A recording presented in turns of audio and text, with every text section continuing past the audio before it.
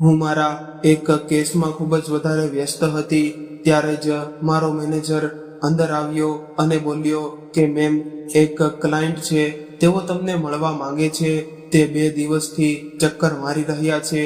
તેમનો કેસ ખૂબ જ ગંભીર છે. તો મેં તેને કહ્યું કે તેમને જલ્દી અંદર મોકલો, કારણ કે મને જાણે આ કેસની શોધ હતી અને હવે તે મને મળી ગયો હતો. હું ઘણા વર્ષોથી એવો એક કેસ ઈચ્છતી હતી, પરંતુ મને મળતો નહોતો. તેઓ લોકો જ્યારે અંદર આવ્યા ત્યારે મેં તેમને જોયા અને હું હેરાન રહી ગઈ. મારું નામ કવિતા છે.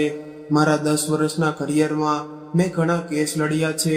હું એટલી સારી વકીલ હતી કે દરેક જગ્યાએ મારી ચર્ચા થતી હતી. મેં આજ સુધી કોઈ પણ કેસ હાર્યો નહોતો. આ વાતનો મને પોતાને પર ગર્વ હતો, પરંતુ અંદરથી હું તૂટી ચૂકી હતી. જે કંઈ પાછળ રહી ગયું હતું તે હું આજે પણ યાદ કરતી ત્યારે મારી આંખોમાં આંસુ આવી જતા હતા. મેં તરત જ મારા આંસુ સાફ કર્યા, કારણ કે હું મારા વીતી ગયેલા કાલને મારી કમજોરી નહીં પરંતુ મારી તાકાત બનાવવા ઈચ્છતી હતી.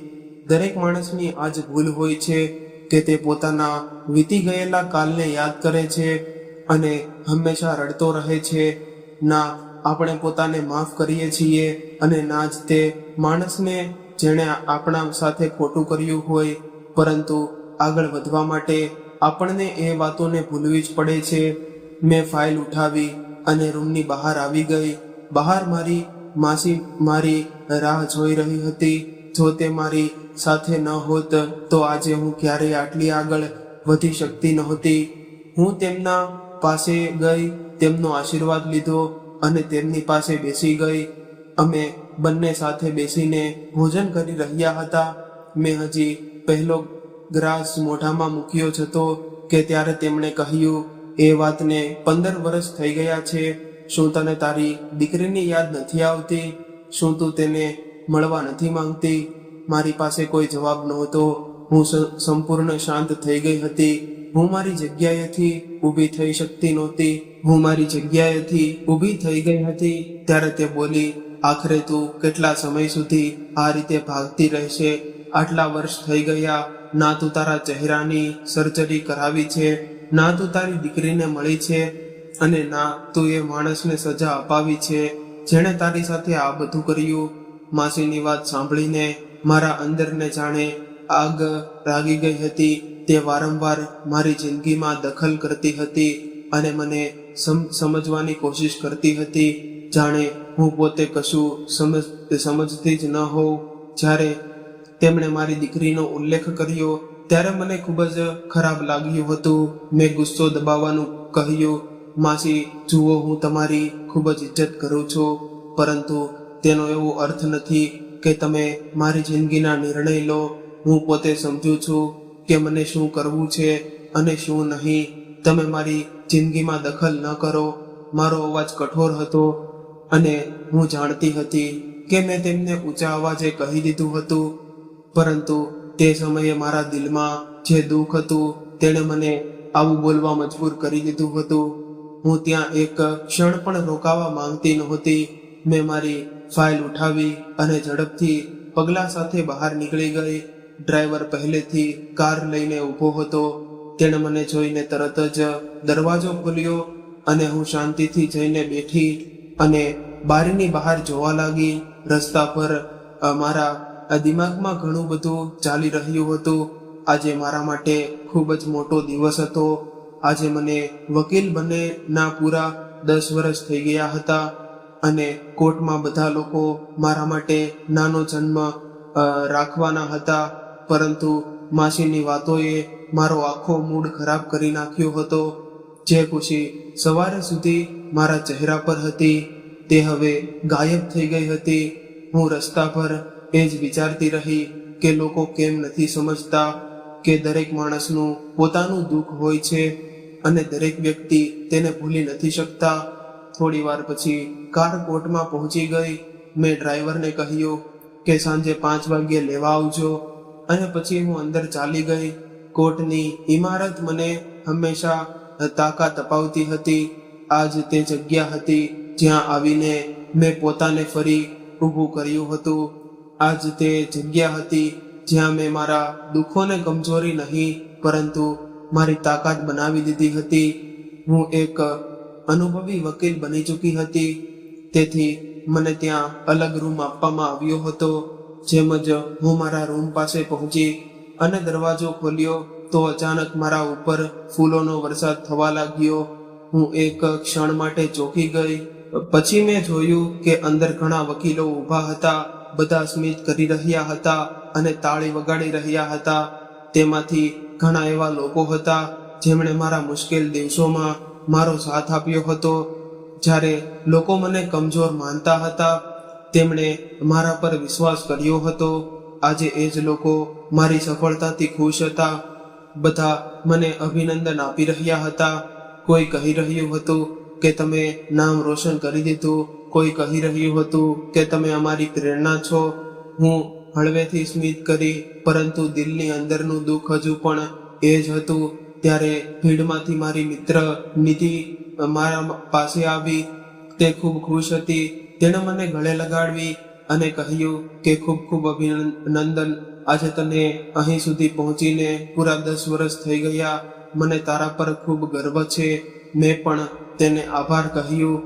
અમે બંને થોડો સમય વાતો કરતા રહ્યા. પછી તે અચાનક થોડું ગંભીર થઈને બોલી કે તું આ રીતે કેટલા સમય સુધી રહેશે? મારી વાત માન. એક ખૂબ સારા સર્જન ડોક્ટર છે. તું એકવાર તેમને મળી લે, એપોઇન્ટમેન્ટ લઈ લે અને તારા ચહેરાની સર્જરી કરાવી લે. તેની વાત સાંભળતા મારી સ્મિત ગાયબ થઈ ગઈ. મેં તેની તરફ જોયું અને ઠંડા અવાજમાં કહ્યું કે મારે એક કેસ પર કામ કરવું છે. શું તું મારા રૂમમાંથી જઈ શકે છે? મારી વાત સાંભળીને તે થોડી અસ્વસ્થ થઈ ગઈ, પરંતુ પછી બોલી કે હા, જઈ રહી છું. મારી પાસે પણ ઘણું કામ છે. હું આખો દિવસ તારી સાથે બેસીને વાત નહીં કરું, પરંતુ મારી વાત માની લે. પોતાના પર આટલો જુલ્મ ન કર. 15 વર્ષ થઈ ગયા છે. આખરે કેટલા સમય સુધી તું આ રીતે રહેશે? એકવાર મારી વાત માની લે. આટલું કહીને તે ચાલી ગઈ. તેના છતાં જ મારા અંદર દબાયેલું બધું બહાર આવવા લાગ્યું. મારી આંખોમાંથી આંસુ વહેવા લાગ્યા. હું ખુરશી પર બેસી ગઈ અને બંને હાથોથી મારો ચહેરો ઢાંકી દીધો. આજે પણ તે ચીસ મારા કાનમાં ગૂંજતી હતી, જે વર્ષો પહેલા મારા અંદરથી નીકળી હતી. તે દુઃખ આજે પણ જીવતું હતું. લોકો સમજતા હતા કે સમય બધું ભરી દે છે, પરંતુ કેટલાય ઘા એવા હોય છે જે ક્યારેય નથી ભરાતા. માણસ ફક્ત તેમને છુપાવવું શીખી જાય છે. મેં એ જ દુઃખને મારી તાકાત બનાવી લીધું હતું. મેં નક્કી કરી લીધું હતું કે હું એ સ્ત્રીઓ માટે લડીશ, જેઓની અવાજ કોઈ સાંભળતું નથી, જેઓ સાથે ખોટું થાય છે અને સમાજ તેમને ચૂપ રહેવા કહે છે.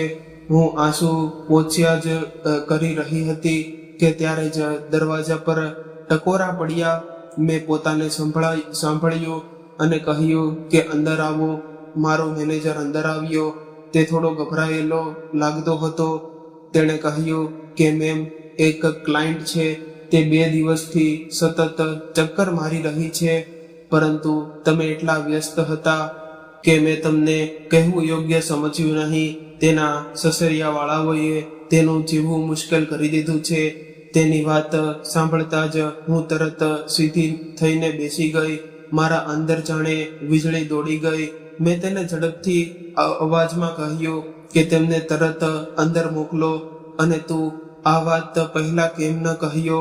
તે બોલ્યો, મેમ, હું વિચારી રહ્યો હતો કે યોગ્ય સમય કહું, પરંતુ હવે તેની હાલત ખૂબ જ ખરાબ છે. મેં ઊંડી શ્વાસ લીધી અને કહ્યું, તેમને હમણાં જ મારી પાસે મોકલો. હું આવા જ કોઈ કેસની રાહ જોઈ રહી હતી. પાછલા 10 વર્ષોમાં મેં ઘણા કેસ લડ્યા હતા, પરંતુ મારા દિલના સૌથી નજીક એ જ કેસ હતા જ્યાં કોઈ સ્ત્રી પર જુલ્મ થતો હોય. કારણ કે હું જાણતી હતી કે દુઃખ શું હોય છે. હું જાણતી હતી કે જ્યારે પોતાના જ લોકો દુશ્મન બની જાય ત્યારે કેવું લાગે છે. હું એ જાણતી હતી કે જ્યારે માણસ ચીસ પાડવા માંગે અને તેને અવાજ કોઈ સાંભળે નહીં ત્યારે શું થાય છે.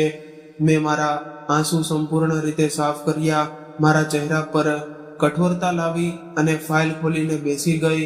હવે હું ફરી એ જ મજબૂત વકીલ હતી જેને લોકો ઓળખતા, પરંતુ અંદર ક્યાંક એક તૂટી ગયેલી સ્ત્રી આજે પણ જીવતી હતી. દરવાજો ખુલ્યો અને હું તે સ્ત્રીની રાહ જોવા લાગી જેને કદાચ મારી જરૂર હતી અને કદાચ મને પણ એની જરૂર હતી, કારણ કે દરેક એવો કેસ મને યાદ અપાવતો હતો કે હું આજે આ ખુરશી પર કેમ બેઠી છું અને મેં મારા દુઃખને કેમ જીવતું રાખ્યું છે જેથી કોઈ બીજી સ્ત્રીની જિંદગી બચાવી શકું.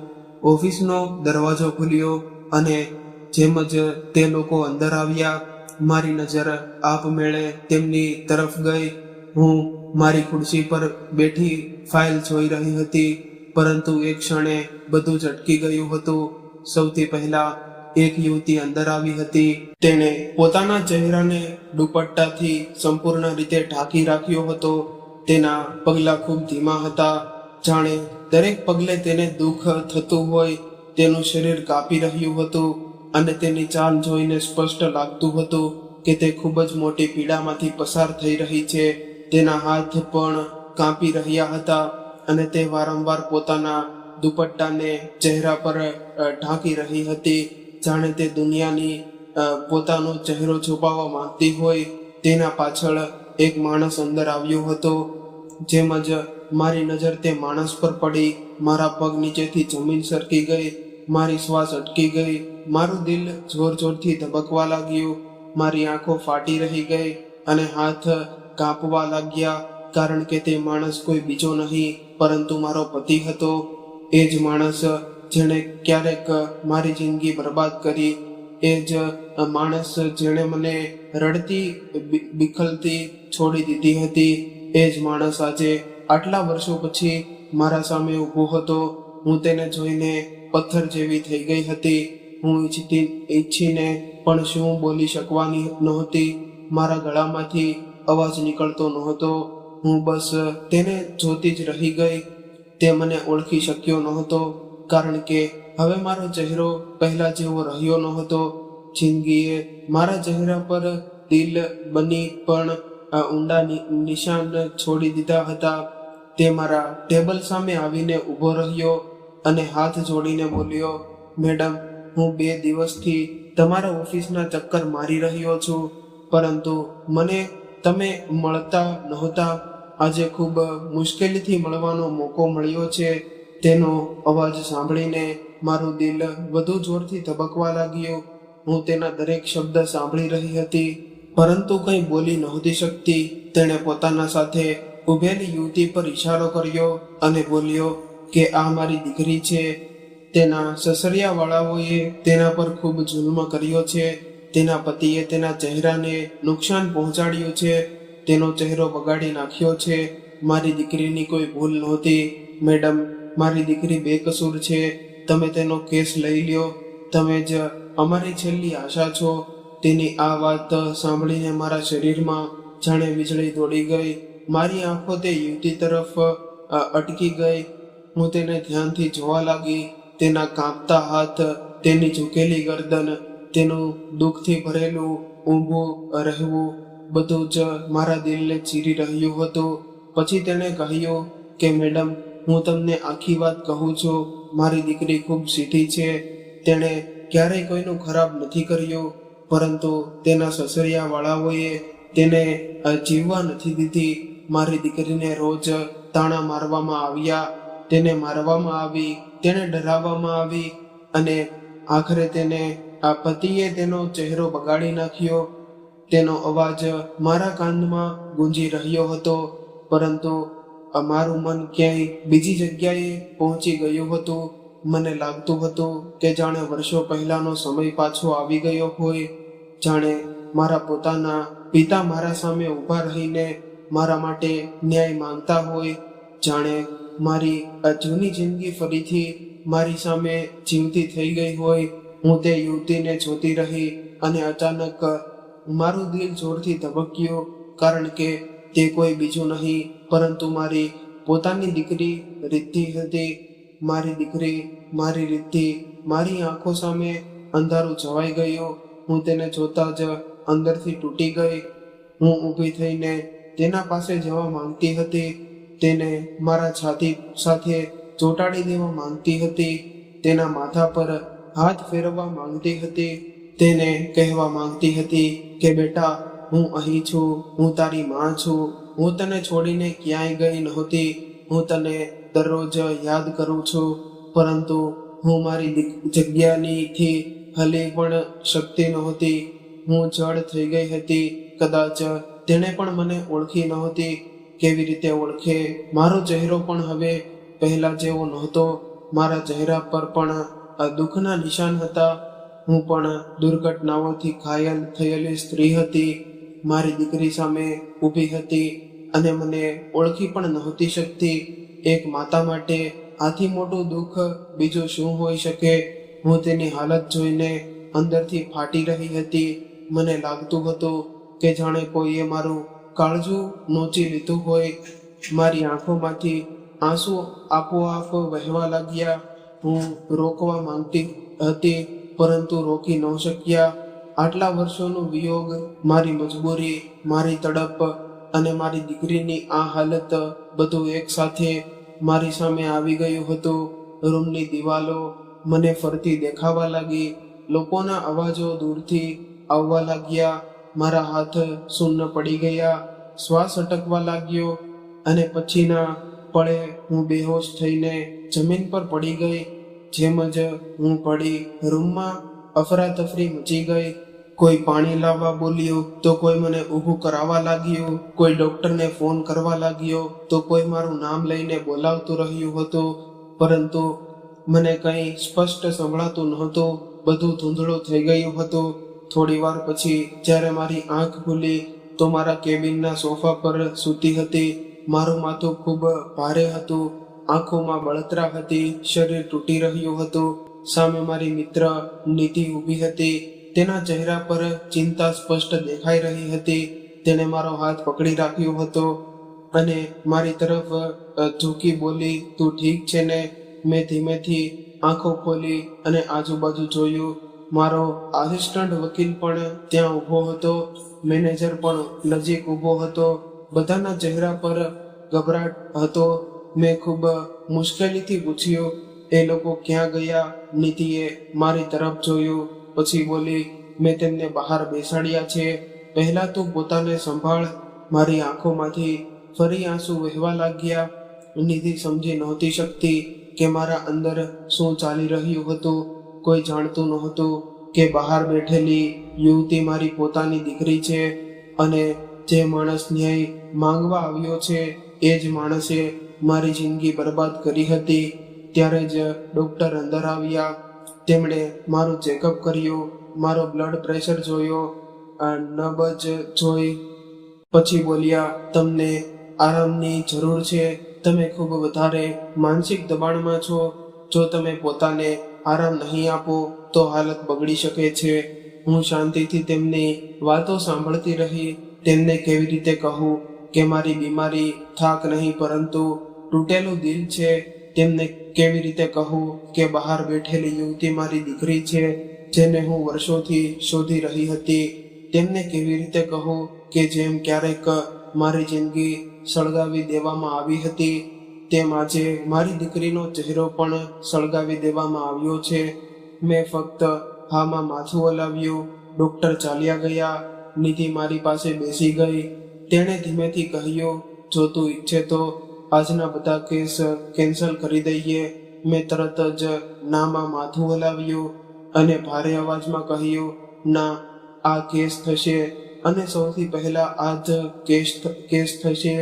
આ વાત સાંભળીને નિધિ હેરાન રહી ગઈ, કારણ કે તેણે મને પહેલીવાર આટલી તૂટી ગયેલી હાલતમાં પણ એટલી મજબૂત જોઈ હતી.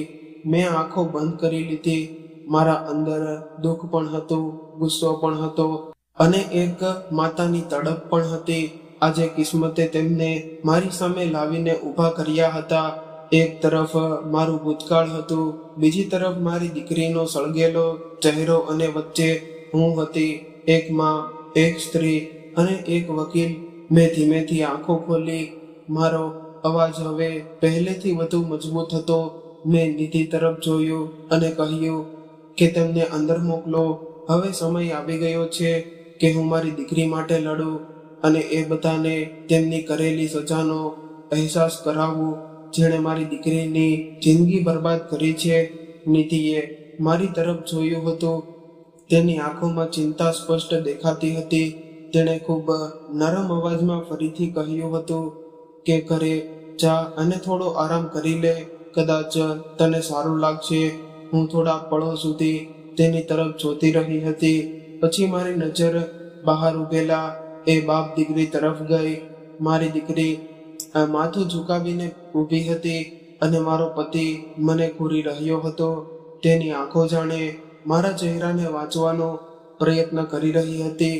મને એક ક્ષણે એવું લાગ્યું કે જાણે તેણે મને ઓળખી લીધી છે, જાણે તેના દિમાગમાં કોઈ જૂની તસવીર આવી ગઈ હતી, જાણે તેણે મારા ચહેરાની પાછળ છુપાવેલી એ સ્ત્રી દેખાઈ ગઈ હોય તેણે વર્ષો પહેલા તોડી નાખી હતી. મારું દિલ વધુ જોરથી ધબકવા લાગ્યું હતું. હું ત્યાં એક ક્ષણ માટે પણ રોકાવા માંગતી નહોતી. હું ધીમેથી ઊભી થઈ. મારા પગ લથડી રહ્યા હતા, પરંતુ મેં પોતાને સંભાળ્યો અને કંઈ બોલ્યા વગર રૂમની બહાર આવી ગઈ. પાછળથી નિધિએ અવાજ આપ્યો, પરંતુ મેં પાછું વળીને જોયું નહોતું. હું બસ ચાલતી રહી. મારું છાતી ભારે થઈ ગયું હતું, શ્વાસ તૂટી રહ્યા હતા અને આંખો સામે બધું ધૂંધળું લાગી રહ્યું હતું. હું બહાર આવીને સીધી કારમાં બેસી ગઈ. ડ્રાઈવરે મને એ હાલતમાં જોઈને કંઈ પૂછવાની હિંમત ન કરી. તેણે તરત કાર સ્ટાર્ટ કરી દીધી અને ઘરની તરફ ચલાવી દીધી હતી. કારની બારીની બહાર રસ્તાઓ દોડી રહ્યા હતા, પરંતુ મારા અંદર સમય પાછળ જઈ રહ્યો હતો.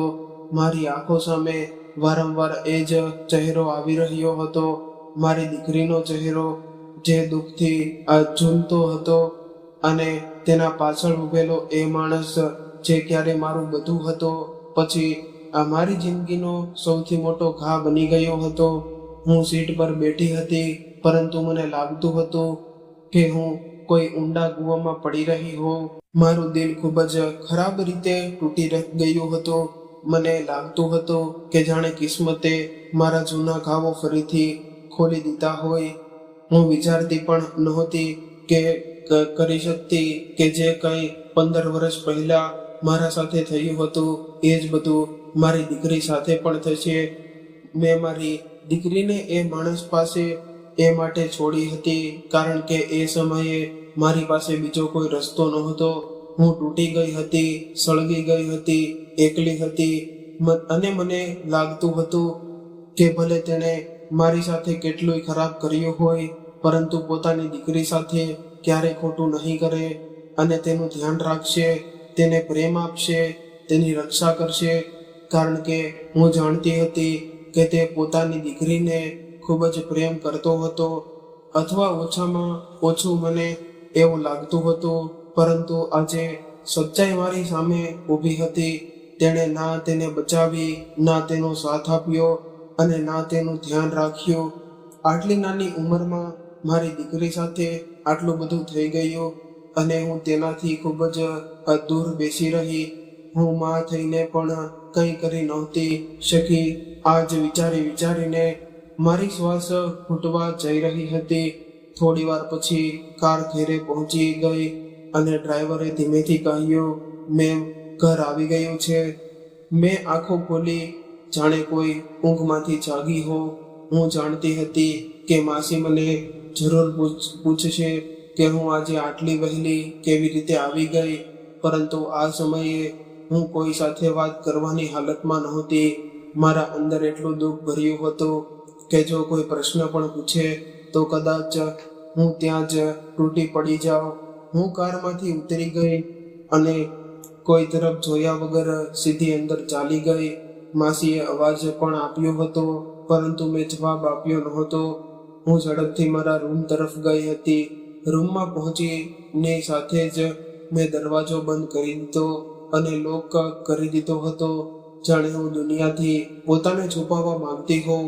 જાણે હું કોઈને મારા તૂટવાનો અવાજ પણ સાંભળવા દેવા માંગતી નહોતી.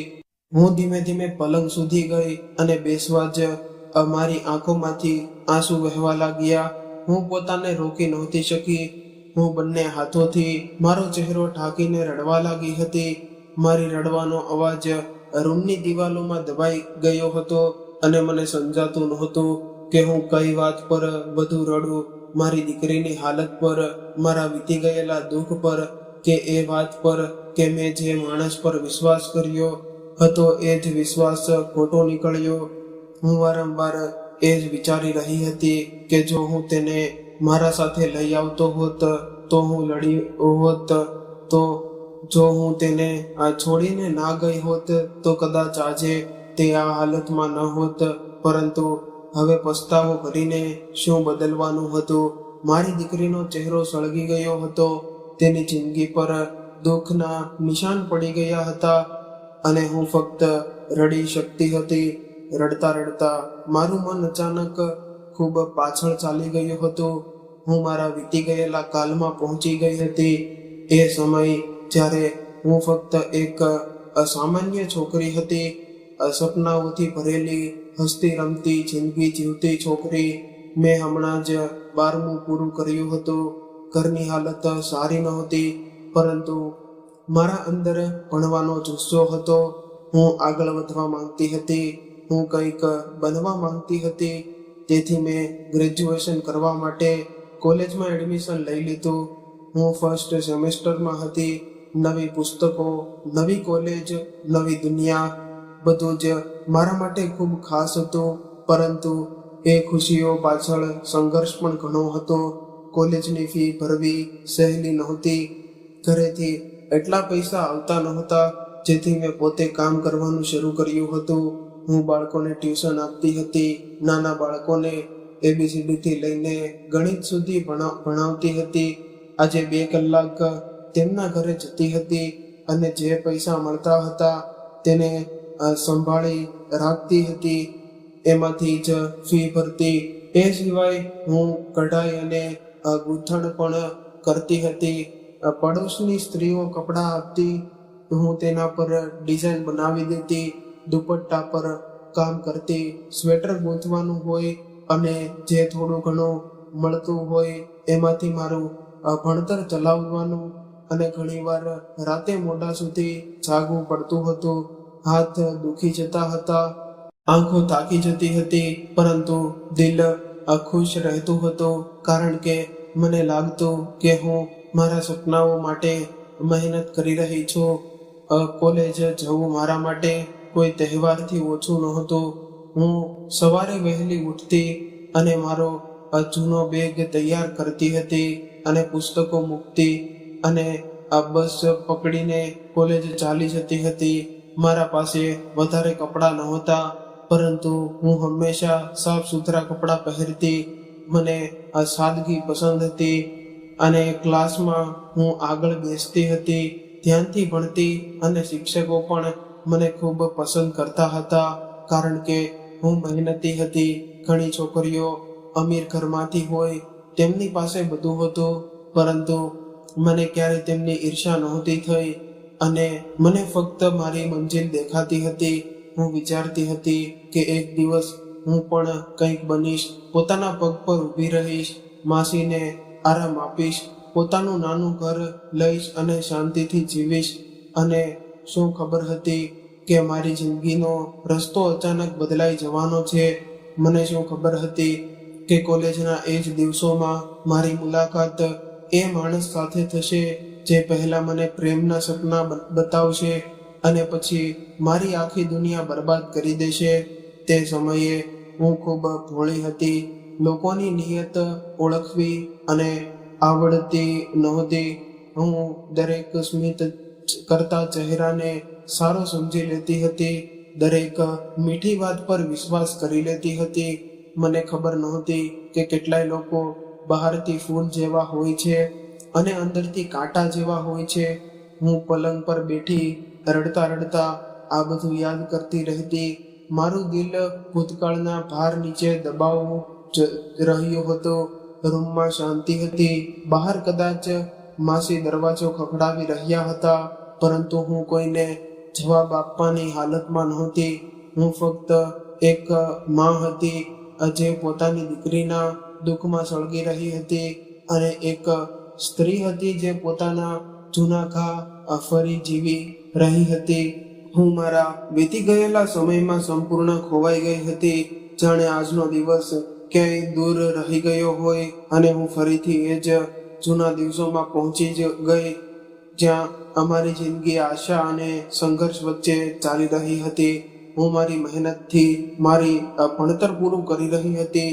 દરેક દિવસ મારા માટે સહેલો નહોતો, પરંતુ હું હાર માનવા વાળી છોકરીમાંથી નહોતી. સવારે કોલેજ જવું, સાંજે બાળકોને ટ્યુશન ભણાવવું, રાત્રે કઠાઈ ગુંથન કરવી અને પછી મોડી રાત્રે સુધી પુસ્તકો ખોલીને ભણવું, આ જ મારી જિંદગી હતી. થાક બહુ લાગતો હતો, હાથ દુખતા હતા, આંખોમાં બળતરા થતી હતી, પરંતુ દિલમાં એક સપનું હતું કે મને વકીલ બનવું છે અને મારી ઓળખ બનાવવી છે.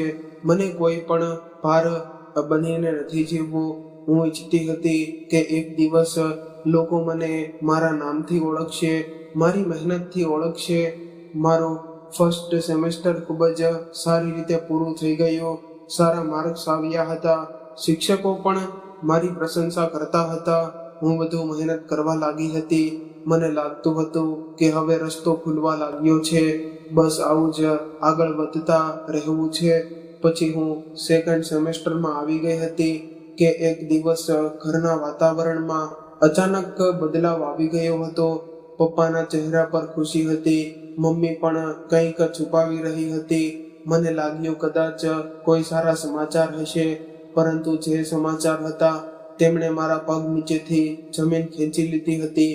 મને જણાવવામાં આવ્યું કે મારા એક ખૂબ સારા ઘરમાંથી સંબંધ આવ્યો છે. છોકરો સરકારી શિક્ષક છે, ઘર સારું છે, કમાણી સારી છે, લોકો ઇજ્જતદાર છે, અને સૌથી મોટી વાત એ છે કે તેમણે મને પસંદ કરી છે. પપ્પા આ સંબંધથી ખૂબ ખુશ હતા. તેમણે લગભગ નક્કી કરી લીધું હતું કે આ જ સંબંધ યોગ્ય છે અને મારી લગ્ન અહીં જ થશે. જ્યારે મને આ બધું ખબર પડ્યું ત્યારે મારું દિલ બેસી ગયું હતું. મને ખૂબ ખરાબ લાગ્યું હતું, જાણે કોઈએ મારા સપના ઉપર પથ્થર મૂકી દીધો હોય.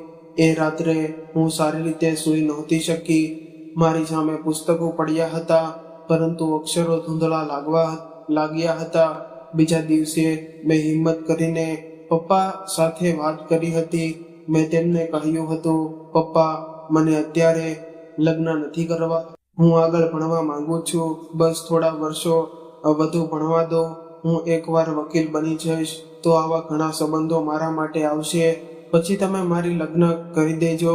હું અત્યારે મારું સપનું અધૂરું છોડવા માંગતી નથી. મેં ખૂબ પ્રેમથી સમજાવ્યું હતું. હું રડી પણ હતી, પરંતુ તેમણે મારી એક પણ વાત સાંભળી નહોતી. તેઓ ગુસ્સામાં બોલ્યા હતા, તારે ભણીને શું કરવું છે? વકીલ બનીને શું કરી લેશે? આખરે ઘર સંભાળવાનું છે ને? આટલા સારા ઘરમાંથી સંબંધ આવ્યો છે, સરકારી નોકરી વાળો છોકરો છે, છોકરાનું નામ મહેશ છે. આવા સંબંધો રોજ નથી આવતા. હું તારું ખરાબ નથી વિચારી રહ્યો. તારા લગ્ન કરી દેવું એ જ સારું છે. તેમના અવાજમાં નિર્ણય હતો. અમારા માટે કોઈ જગ્યા નહોતી. મેં ફરી પણ કહ્યું હતું, પપ્પા, હું ભણવા માંગુ છું. પરંતુ તેમણે સ્પષ્ટ કહી દીધું હતું કે હવે વાત પૂરી થઈ ગઈ. સંબંધ પાક્કો થશે અને લગ્ન પણ થશે. હું શાંત થઈ ગઈ હતી, પરંતુ અંદરથી તૂટી રહી હતી. મને લાગ્યું જાણે મારી મહેનત, મારો રસ્તો, મારા પુસ્તકો, મારા સપનાઓ બધું બેકાર થઈ ગયું. મેં મમ્મી પપ્પા સાથે વાત કરવાની કોશિશ કરી. મને આશા હતી કે કદાચ મમ્મી મારું દુઃખ સમજશે. હું તેમના પાસે જઈને બેઠી હતી અને રડતા રડતા કહ્યું હતું કે મમ્મી, મને આગળ ભણવા દો. જો તમે લોકો લગ્ન કરવા માંગતા હોય તો ઠીક છે, હું લગ્ન કરી લઈશ, પરંતુ એક વાતનું વચન આપો, લગ્ન પછી મને ભણવાની પરમિશન જોઈએ. હું મારી ભણતર પૂરું કરવા માંગુ છું. હું એક વકીલ બનવા માંગુ છું. મમ્મીએ મને શાંત કરાવી હતી અને મારા માથા પર હાથ ફેરવ્યો હતો અને કહ્યું હતું કે ઠીક છે, જો તારો પતિ ઈચ્છતે હોય તો તું આગળ ભણી લેજે. આ સાંભળીને મને થોડી આશા મળી હતી. મેં વિચાર્યું કે ચાલો કદાચ લગ્ન પછી બધું ઠીક થઈ જશે, કદાચ સાસરિયાવાળા સમજદાર નીકળશે, કદાચ પતિ સાથે સાથ આપશે અને કદાચ મારી જિંદગી સંપૂર્ણ રીતે નહીં તૂટે. થોડા મહિનાઓ પછી મારા લગ્ન થઈ ગયા હતા. ઘરમાં શોર હતો, સગા સંબંધીઓ હતા, ઢોલ હતા, ગીતો હતા, હાસ્ય હતો, પરંતુ મારા અંદર શાંતિ હતી નહીં. બધા લોકો કહી રહ્યા હતા કે છોકરી કેટલી નસીબદાર છે, આટલો સારો સંબંધ મળ્યો છે, સરકારી નોકરી વાળો પતિ છે, સારું ઘર છે, પરંતુ કોઈ મારા દિલની અવાજ સાંભળતું નહોતું. લગ્નની બધી રીત રિવાજ પૂરી થઈ. હું લાલ જોડામાં બેઠી હતી. ચહેરા પર સ્મિત હતું, પરંતુ એ સ્મિત ફક્ત દેખાવનું જ હતું. હું દરેક પળ પોતાને સમજવાની રહી હતી કે કદાચ બધું સારું થશે, કદાચ મારો ડર ખોટો નીકળશે. સસરિયાવાળા પહોંચતા જ બધાએ મારું સ્વાગત કર્યું. મારી સાસુએ ખૂબ પ્રેમથી મને અંદર બોલાવી હતી. તેમણે બધાના સામે કહ્યું હતું કે હું જાણું છું મારી વહુ ભણે છે અને હું તેમની ભણતર અધૂરું નહીં છોડું. આ વકીલ બનવા માંગે છે, તેની ભણવાનો ખર્ચ હું ઉઠાવીશ, હું તેને વકીલ બનાવીશ. ત્યાં હાજર બધા લોકો તેમની પ્રશંસા કરવા લાગ્યા હતા. કોઈ કહી રહ્યું હતું કે વાહ કેવી વિચારસરણી છે, કોઈ કહી રહ્યું હતું કે આજકાલ આવી સાસુ ક્યાં મળે. આ બધું સાંભળીને મારી આંખોમાં ખુશીની આંસુ આવી ગયા હતા. મને લાગ્યું કદાચ ઉપરવાળાએ મારી સાંભળી લીધી, કદાચ ખરેખર મને સારું ઘર મળ્યું છે, કદાચ હવે હું લગ્ન પણ નિભાવીશ અને ભણતર પર પૂરું કરી શકીશ. એક દિવસ પહેલી વાર લગ્ન પછી મને થોડું શાંતિભર્યું સુખ મળ્યું હતું. હું મનમાં ને મનમાં સાસુનો આભાર માની રહી હતી. હું વિચારતી હતી કે હું તેમનો વિશ્વાસ ક્યારેય નહીં તોડું. હું મહેનત કરીશ, નામ કમાઈશ અને આ ઘરની ઇજ્જત વધારીશ. બહારથી બધું ખૂબ સારું લાગતું હતું. રાત થઈ ગઈ હતી. લગ્નની પહેલી રાત હતી. ઘરની સ્ત્રીઓ રૂમમાં બેઠી હાસ્ય મજાક કરી રહી હતી. રીત રિવાજ ચાલી રહ્યા હતા. હું શરમ અને થાકમાં શાંતિથી બેઠી હતી. ત્યારે મારા પતિ ત્યાં આવ્યા. તેમણે બધાને બહાર જવાનો ઈશારો કર્યો. ધીમે ધીમે બધા બહાર ચાલ્યા ગયા. રૂમમાં શાંતિ છવાઈ ગઈ. હું ગભરાયેલી હતી. નવું ઘર, નવો સંબંધ, નવો માણસ. હું વિચારતી હતી કે કદાચ તેઓ મારી સાથે પ્રેમથી વાત કરશે, મારો હાલચાલ પૂછશે, મારા સપનાઓ વિશે પૂછશે. પરંતુ જે થયું તેણે મારી દુનિયા એ જ પળે બદલી નાખી. તેઓ સામે બેસીને ઠંડા અવાજમાં બોલ્યા, જો હું તને એક વાત એકદમ સ્પષ્ટ કહી દઉં કે મમ્મીએ બધાના સામે એમ જ કહી દીધું હતું કે અમે તને આગળ ભણવા દઈશું, કારણ કે તે ઈચ્છતી હતી કે અમારા પરિવારની વખાણ થાય, લોકો અમારી પ્રશંસા કરે. પરંતુ અમારા ઘરના કેટલાય નિયમો છે. લગ્ન પછી અમારા ઘરે છોકરીઓ ભણતી નથી. હું એકદમ સ્થિર થઈ ગઈ હતી. મારો શ્વાસ અટકી ગયો હતો. તેમણે આગળ કહ્યું, જો તારે ભણવું જ હોય તો મારા ઘરના દરવાજા ખુલ્લા છે, તું જઈ શકે છે. તેમના ચહેરા પર ના ગુસ્સો હતો, ના શરમ, ફક્ત કઠોરતા હતી, જાણે તેઓ કોઈ નિયમ સંભાળવી રહ્યા હોય. હું થોડા પળો સુધી તેમને જોતી રહી ગઈ. મને લાગ્યું કદાચ મેં ખોટું સાંભળ્યું છે. મેં ધીમેથી કહ્યું, પણ મમ્મીજીએ તો બધાના સામે કહ્યું હતું. તેઓ વચ્ચે જ બોલી પડ્યા, મેં કહ્યું ને એ ફક્ત દેખાવ માટે હતું. અહીં એ જ થશે જે અમારા ઘરમાં હંમેશા થતું આવ્યું છે. એક ક્ષણે મને લાગ્યું કે જાણે કોઈએ મારા છાતી પર ઘા માર્યો હોય. જે સપનું મને બતાવવામાં આવ્યું હતું તે એક જ પળમાં તૂટી ગયું હતું. મારી આંખોમાંથી આંસુ વહેવા લાગ્યા. હું રડવા માંગતી નહોતી, પરંતુ રોકી પણ નહોતી શકતી. હું એ રૂમમાં બેઠી હતી, દુલ્હનની વેશભૂષામાં સજેલી, પરંતુ અંદરથી સંપૂર્ણ રીતે ઉજળી ગઈ હતી. લગ્નના પહેલા જ દિવસે મને સમજાઈ ગયું હતું કે હું આ ઘરમાં વહુ બનીને આવી છું, માણસ બનીને નહીં. મારા સપનાઓની કોઈ કિંમત નહોતી, મારું ભણતરનું કોઈ મહત્વ નહોતું, મારી ઈચ્છાનું કોઈ મૂલ્ય નહોતું. એ રાત્રે હું ખૂબ રડી રહી હતી, ચૂપચાપ, જેથી બહાર કોઈને અવાજ ન જાય. મારી મહેંદી હજુ સુકાઈ પણ નહોતી અને મારી આશાઓ પહેલે દિવસે ધોઈ નાખવામાં આવી હતી. મારા લગ્નને 1 અઠવાડિયું થઈ ગયું હતું અને જોતા જોતા એ 7 દિવસ પણ પસાર થઈ ગયા હતા, જેમાં હું દરરોજ પોતાને સમજાવતી હતી કે કદાચ બધું ઠીક થઈ જશે, કદાચ મારા પતિનો ગુસ્સો ઓછો થઈ જશે, કદાચ તેઓ પોતાનો નિર્ણય બદલી લેશે. પરંતુ દરેક દિવસ સાથે મારી ચિંતા વધુ ને વધુ વધી રહી હતી, કારણ કે આવતા અઠવાડિયે મારા પેપર હતા અને મને કંઈ સમજાતું નહોતું કે હું શું કરું. હું સવારે લઈને રાત્રે સુધી ઘરના કામોમાં લાગી રહેતી, પરંતુ મારું મન હંમેશા પુસ્તકો અને આવનારી પરીક્ષામાં અટવાયેલું રહેતું હતું. હું વાસણ ધોતા પણ પ્રશ્નો યાદ કરતી હતી, રસોઈ બનાવતી વખતે પણ દિમાગમાં એ જ ચેપ્ટર ફરતા રહેતા હતા. રાત્રે જ્યારે બધા સૂઈ જતા ત્યારે હું શાંતિથી બેસીને વિચારતી હતી કે હું મારી ભણતર અહીં જ પૂરું થઈ જશે. શું મેં એટલી મહેનત કરી હતી એ બધું બેકાર થઈ જશે? મારી સાસુએ લગ્નના દિવસે બધાના સામે કહ્યું હતું કે તેઓ મારી ભણતર પૂરું કરાવશે, પરંતુ લગ્ન પછી તેમણે ફરી આ વિષય પર કોઈ વાત પણ નહોતી કરી. તેથી હું બધું ગભરાઈ રહી હતી. મને લાગવા લાગ્યું હતું કે કદાચ એ વાત ખરેખર ફક્ત લોકો સામે દેખાવ માટે જ કહી હતી. હું ઘણા દિવસો સુધી ચૂપ રહી, પરંતુ જ્યારે પેપર નજીક આવ્યા ત્યારે મારી હિંમત તૂટવા લાગી. મેં મારી મમ્મીને ફોન કર્યો હતો. મને લાગ્યું હતું કે કદાચ તેઓ મારું દુઃખ સમજી જશે, પરંતુ તેમણે ઉલટું મને જ દાટ્યું હતું. તેમણે કહ્યું કે હવે આગળ ભણીને શું કરશો?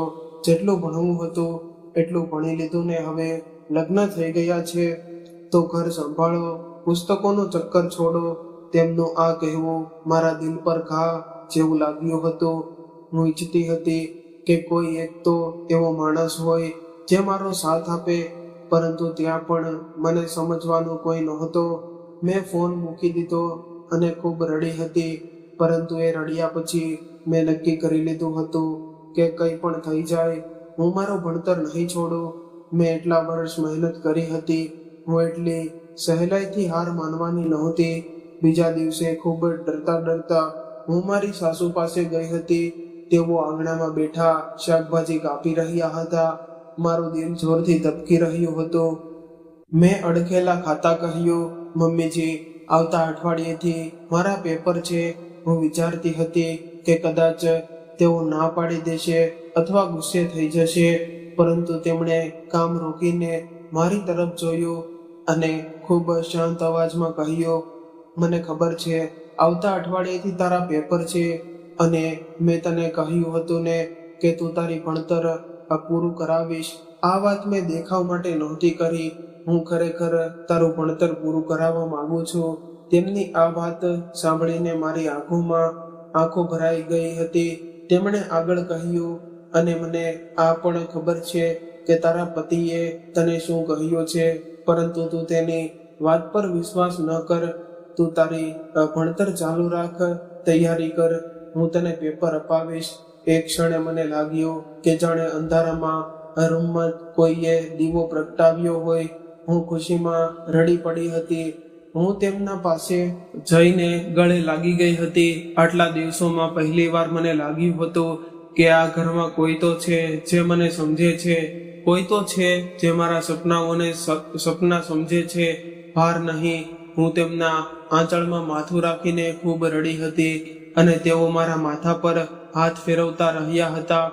એ દિવસ પછી મેં છુપાઈને મારા પેપરની તૈયારી શરૂ કરી દીધી હતી. હું દિવસ દરમિયાન કામ કરતી અને રાત્રે જ્યારે બધા સૂઈ જતા ત્યારે ધીમેથી પુસ્તકો કાઢીને ભણતી. ઘણીવાર ઊંઘથી આંખો બંધ થવા લાગતી, પરંતુ હું પોતાને જાગતી રાખતી, કારણ કે મને ખબર હતી કે આ મોકો જે હાથમાંથી નીકળી ગયો હતો કદાચ ફરી ક્યારેય નહીં મળે. મારી સાસુ પણ શાંતિથી મારો સાથ આપતી હતી. ક્યારેક મારા માટે ચા બનાવી આપતી, ક્યારેક કહેતી કે તું થોડો સમય રૂમમાં જઈને આરામ કરી લે, જેથી હું ભણી શકું. હું તેમનો આ સાથ ક્યારેય ભૂલી નહોતી શકી. પેપરનો દિવસ આવી ગયો હતો.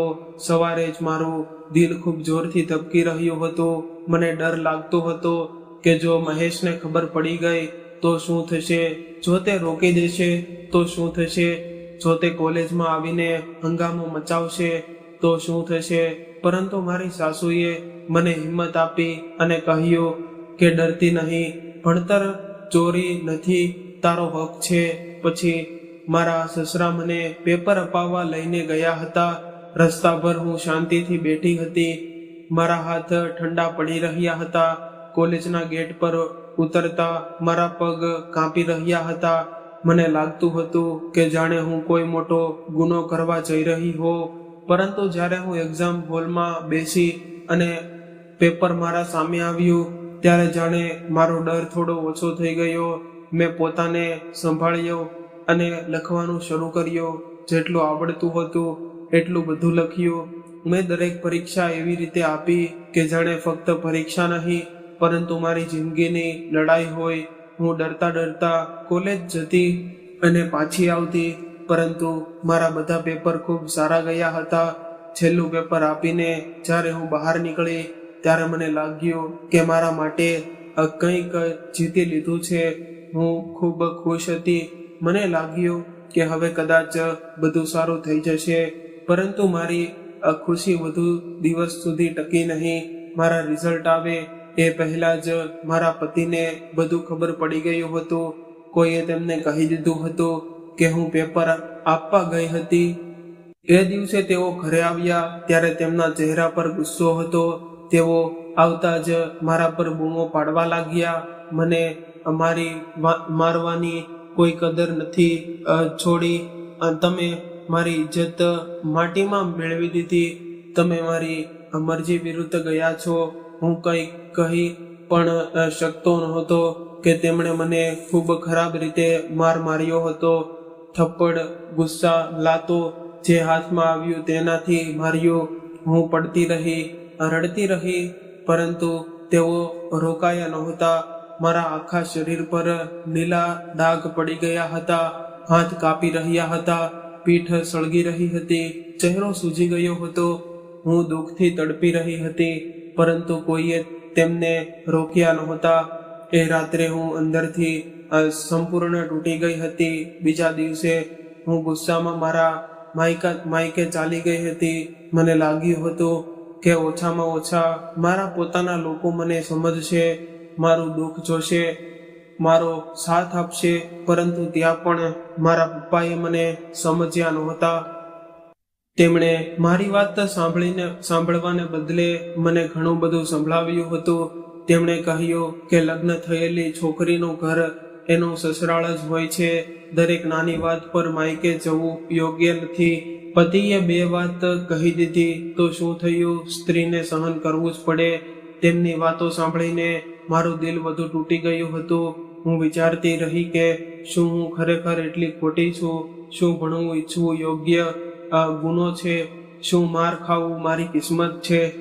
શું તેમના પર ખૂબ નારાજ થઈ ગઈ હતી અને કંઈ બોલ્યા વગર ફરી સસરાળ પાછી આવી ગઈ હતી. જ્યારે હું પાછી આવી ત્યારે મારી સાસુએ મને જોતા જ પોતાના પાસે ખેંચી લીધી. તેમણે મારા ચહેરાના નિરાશ જોયા અને મારા હાથોના લીલા ડાઘ જોયા અને મને પોતાના આંચળમાં છુપાવી લીધી હતી. હું તેમના ગળે લાગીને ખૂબ રડી હતી, જાણે વર્ષોનું દુઃખ બહાર આવી ગયું હોય. તેમણે મને છાતી સાથે ચોંટાડી અને કહેતી રહી કે રડતી નહીં બેટા, હું છું ને. તેમણે પોતાના દીકરાને ખૂબ ડાંટ્યો હતો. કહ્યું હતું સ્ત્રી પર હાથ ઉઠાવનાર પુરુષ નથી હોતો. પરંતુ મહેશ કોઈને સાંભળનાર નહોતો. તેમણે પોતાની માને પણ ઘણું સંભળાવ્યું હતું. ઊંચા અવાજમાં બોલ્યો હતો, તમે તમે જ એને માથે ચડાવી રાખી છે, એટલે એ મારી સામે જાય છે. આ બધું જોઈને મને ખૂબ ખરાબ લાગ્યું હતું. હું સમજી ગઈ હતી કે આ ઘરમાં મારી કોઈ જગ્યા નથી અને ના મારા સપનાઓની કોઈ કિંમત છે. એ દિવસે મેં નક્કી કરી લીધું હતું કે હવે ભણવાથી શું ફાયદો, જ્યારે દરેક પગલે લડાઈ છે, દરેક ખુશી પર માર છે, દરેક આશા પર તાણું છે. મેં પુસ્તકો સમેટીને મૂકી દીધા હતા અને મારા દિલને પથ્થર બનાવી દીધું હતું. થોડા દિવસો ધીમે ધીમે પસાર થવા લાગ્યા હતા. હું હવે ખૂબ શાંત રહેવા લાગી હતી, ઓછું બોલતી હતી, બસ કામ કરતી હતી અને મારા દિવસો પસાર કરતી હતી. ત્યારે એક દિવસ મને ખૂબ ખુશ ખબર મળી હતી કે હું માં બનવાની હતી. જ્યારે મને આ વાતની ખબર પડી ત્યારે મારા અંદર પહેલીવાર ફરીથી પ્રકાશ જાગ્યો હતો. મને લાગ્યું હતું કે કદાચ હવે જિંદગી બદલાઈ જશે, કદાચ બાળક આવવાથી બધું ઠીક થઈ જશે, કદાચ મહેશ પણ બદલાઈ જશે, કદાચ આ ઘરમાં મને ઇજ્જત મળશે, કદાચ હવે કોઈ મારું પોતાનું હશે જે ફક્ત મારું હશે. અને સાચું કહું તો એ દિવસથી જ મારા દિલે ભણવાની ઈચ્છા લગભગ છોડી દીધી હતી, કારણ કે હવે મારા સપનાઓની જગ્યાએ મારા બાળકે લઈ લીધી હતી. હવે હું મારા માટે નહીં પરંતુ તેના માટે જીવવા લાગી હતી. જ્યારે આ વાત મારા પતિને ખબર પડી કે હું માં બનવાની છું, ત્યારે તેઓ પણ ખૂબ ખુશ થયા હતા. સાચું કહું તો મેં તેમને આ રીતે ખુશ પહેલા ક્યારેય જોયા નહોતા. તેમના ચહેરા પર ચમક હતી, આંખોમાં ખુશી હતી અને અવાજમાં નરમાઈ હતી. તેમણે પહેલીવાર મને એવી રીતે જોઈ હતી કે જાણે હું આ ઘરની કોઈ મહત્વની વ્યક્તિ હોઉં. તેઓ મારી પાસે બેસીને ખૂબ કડક અવાજમાં બોલ્યા હતા કે હવે તું કોઈ કામ નહીં કરે, તું આખો સમય ફક્ત આરામ કરશે, તારે ફક્ત પોતાનું અને બાળકનું ધ્યાન રાખવાનું છે. ડોક્ટરે પણ કહ્યું હતું કે મારી ડિલિવરી સરસ નહીં હોય, તેથી મને બેડ રેસ્ટની જરૂર હતી. આ સાંભળીને ઘરમાં બધા લોકો સાવધાન થઈ ગયા હતા. મારી સાસુ દરેક સમયે મારી આગળ પાછળ ફરતી રહેતી હતી. ક્યારેક દૂધ લઈને આવતી, ક્યારેક ફળ કાપીને આપતી, ક્યારેક તકીઓ ઠીક કરતી, ક્યારેક પૂછતી કે ચક્કર તો નથી આવતા ને. એ દિવસમાં પહેલીવાર મને સુરક્ષિત લાગ્યું હતું. મહેશ પણ થોડા દિવસો માટે ખૂબ બદલાઈ ગયા હતા. તેઓ સમયસર ઘરે આવવા લાગ્યા હતા, મારો હાલચાલ પૂછતા હતા, દવા અપાવતા હતા, ડોક્ટર પાસે લઈને જતા હતા, રાત્રે પૂછતા હતા કશું જોઈએ છે. મને લાગતું હતું કદાચ બાળક આવવાથી બધું બદલાઈ ગયું છે, કદાચ મારી જિંદગી હવે સાચે સારી થઈ જશે. ઘરમાં દરેક જગ્યાએ બાળક આવવાની વાતો થતી હતી. કયું નામ રાખશું, કોના પર જશે, કેવો દેખાશે, આ બધું સાંભળીને હું પણ હસતી હતી. મેં મારા અંદર ધબકતી એ નાની જિંદગી સાથે વાતો કરવાનું શરૂ કરી દીધું હતું.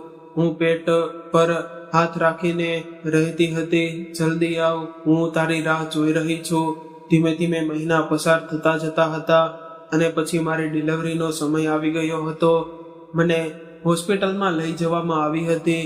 ખૂબ દુઃખ હતું, ખૂબ ડર પણ હતો, પરંતુ દિલમાં ફક્ત એક જ વાત હતી કે બસ મારું બાળક સલામત થઈ જાય. ઘણા કલાકોની પીડા પછી મારી એક દીકરી થઈ હતી. જ્યારે ડોક્ટરે કહ્યું કે દીકરી થઈ છે, ત્યારે મારી આંખોમાં આ ખુશીઓના આંસુ આવી ગયા હતા. મને લાગતું જાણે ઉપરવાળાએ મને આ દુનિયાની સૌથી મોટી દોલત આપી દીધી હોય. ઘરના લોકો પણ ખૂબ ખુશ હતા. મારી સાસુએ મીઠાઈ વહેંચાવી હતી. મહેશે તેને ગોદમાં ઉંચકી લઈને પ્રેમ કરવાનું શરૂ કર્યું હતું. તે તેને જોઈને એવી રીતે સ્મિત કરી રહ્યા હતા કે જાણે દુનિયાની સૌથી સુંદર વસ્તુ તેમને મળી ગઈ હોય. તેઓ મારા પાસે આવીને બોલ્યા હતા કે તમે મને આજે બહુ મોટી ખુશી આપી છે. હું ખૂબ ખુશ છું. આજે તું જે માંગશે એ બધું હું તને આપી દઈશ. એક ક્ષણે મને લાગ્યું કે આજ મારો સાચો મોકો છે. જો હું આજે નહીં કહું તો કદાચ ક્યારેય નહીં કહી શકું. મેં એક પળ વિચાર્યું નહીં અને તરત જ કહી દીધું, હું વકીલ બનવા માંગુ છું અને હું ઈચ્છું છું કે તમે તેમાં મારો સાથ આપવો. મારી માં પણ ત્યાં ઊભી હતી. તેમણે મને આંખથી ચૂપ રહેવાનો ઈશારો કર્યો હતો, જાણે કહેતી હોય કે હમણાં આ વાત ન કર. પરંતુ હું આ મોકો ગુમાવવા નહોતી માંગતી. મને લાગ્યું હતું કે આજે તેમનું દિલ ખુશ છે. કદાચ આજે તેઓ માની જશે. તેઓ થોડો સમય શાંત રહ્યા હતા, મારી તરફ જોઈ રહ્યા, પછી બોલ્યા હતા કે ઠીક છે, પરંતુ તું મારી દીકરી સાથે કોઈ પણ બેદરકારી નહીં કરે, તેનું સંપૂર્ણ ધ્યાન રાખજે. મેં તરત જ હામાં માથું હલાવી દીધું હતું. હું તો મારી દીકરી માટે જાન આપવાની પણ તૈયાર હતી.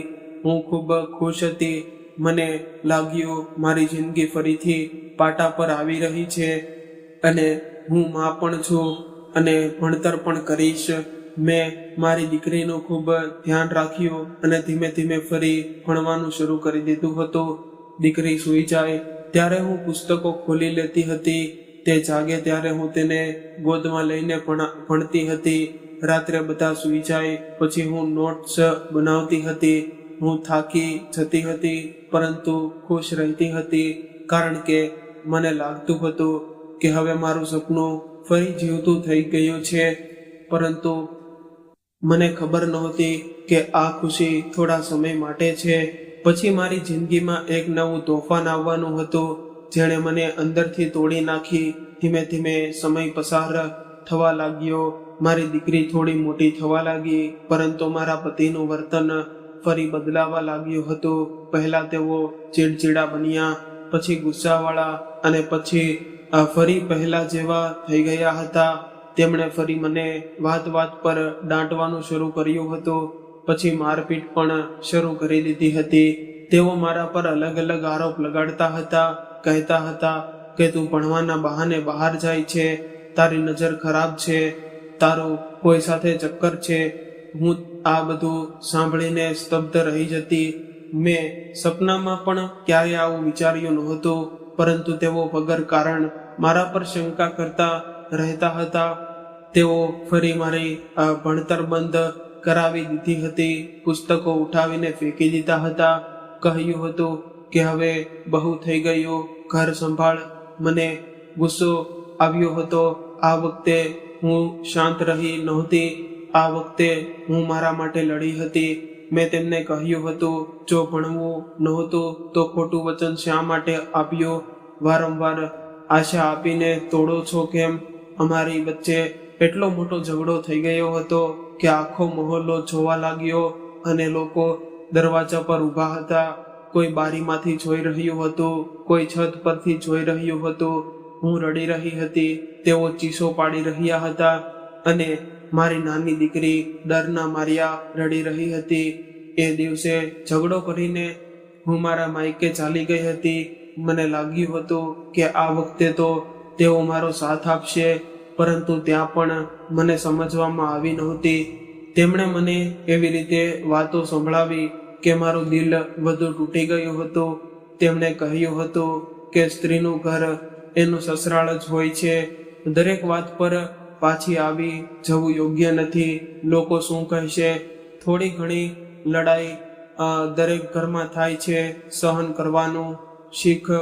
હું વિચારતી જ રહી કે શું માર ખાવું પણ થોડી ઘણી લડાઈ કહેવાય? શું રોજ અપમાન સાંભળવું સામાન્ય વાત છે? પરંતુ ત્યાં પણ મારી વાત સાંભળનાર કોઈ નહોતું. મજબૂરીમાં ફરી સસરાળ પાછું આવવું પડ્યું હતું. હું આ બધાથી ખૂબ પરેશાન થઈ ગઈ હતી. જો તેમને મને ભણાવવું જ નહોતું તો એકવાર સ્પષ્ટ ના પાડી દેતા. વારંવાર ભણાવીને પછી ઘરે બેસાડી દેવું યોગ્ય નહોતું. દરેક વખતે મારા સપનાઓને જગાડતા અને પછી કચડી નાખવામાં આવતા. પરંતુ પછી મેં પોતાને સંભાળી લીધી હતી. મેં વિચાર્યું હતું કે રડીને કંઈ નહીં થાય. જેમ તેમ કરીને સમય પસાર થવા લાગ્યો હતો.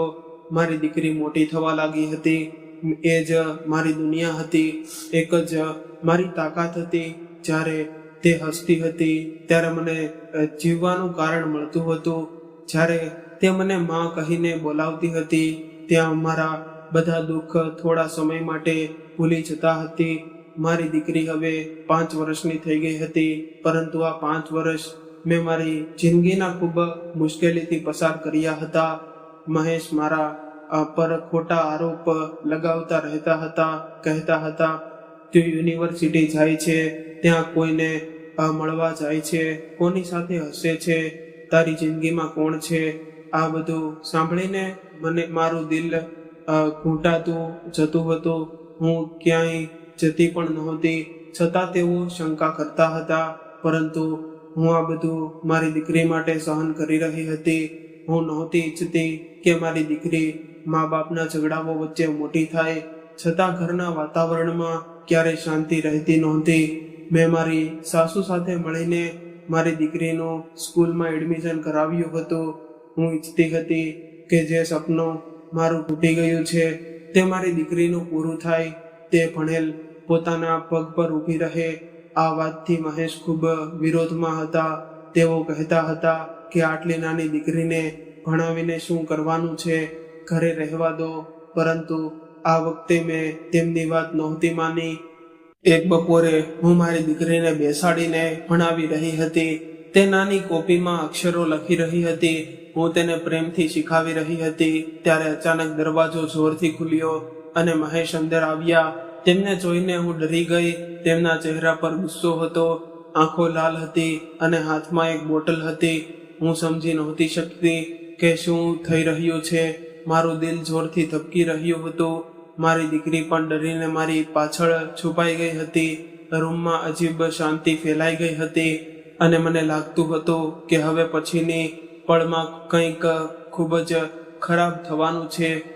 પછી મહેશ ગુસ્સાથી ચીસ પાડતા બોલ્યો કે આખું ઘર ગંદુ પડ્યું છે.